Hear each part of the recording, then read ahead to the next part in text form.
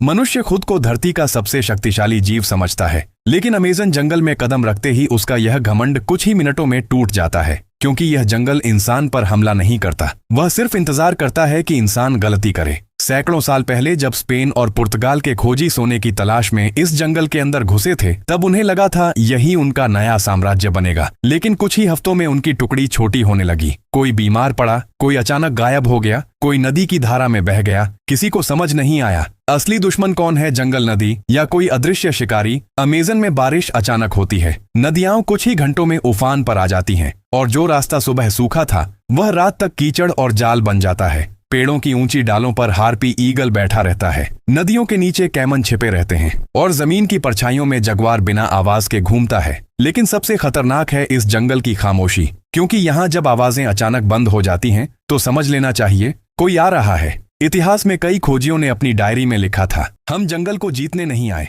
हम तो बस जिंदा लौटने की कोशिश कर रहे हैं। अमेज़न किसी का पीछा नहीं करता, लेकिन वह हर कदम की परीक्षा लेता है। यहाँ गलती का मतलब अंत है, यहाँ घमंड का मतलब गुम हो जाना है। और इसी वजह से अमेज़न जंगल कभी किसी को माफ नहीं करता। वह सिर्फ याद रखता है किसने उसके नियम तोड़े थे।